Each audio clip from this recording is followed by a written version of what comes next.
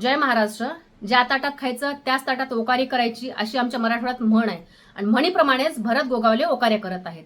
ज्या आदरणीय रश्मिताईंचा राजकारणाशी काही एक संबंध नाही त्या रश्मिताईंवरती तोंडसूक घेऊन पालकमंत्री पद आपल्या पदरामध्ये पडतंय का याचा हा केविलवाणा प्रयत्न आहे. आदरणीय उद्धव साहेब, आदित्य साहेब, संजय राऊत साहेब यांच्यावरती भुंकून झालं, पण पदरात निराशाच पडत आहे आणि याच नैराश्यातून अशी ही वक्तव्ये केली जात आहेत. एकीकडे म्हणायचं की आम्ही आदरणीय हिंदू हृदय सम्राट बाळासाहेब ठाकरे यांचे विचार घेऊन पुढे जातोय. हे अशा पद्धतीचे विचार आहेत का आदरणीय बाळासाहेब ठाकरे यांचे? जी स्त्री राजकारणात नाही त्या स्त्रीला मध्ये गोवायचं, तिच्यावरती बोलायचं का? कारण तर आपल्या पदरामध्ये काहीतरी पडतंय का म्हणून. अहो, ज्या स्त्रीनं तुमच्या सुखादुखामध्ये साथ दिली, तुमच्यासोबत उभी राहिली, ज्या स्त्रीनं तुमचा आदर, सत्कार, प्रेम सगळं काही ज्या स्त्रीनं तुम्हाला दिलं, त्या स्त्रीवरती बोलताय. लाज वाटत नाही तुम्हाला? अहो, तुम्ही तुमच्या विकृत मानसिकतेचं दर्शन अजून किती घडवणार आहात?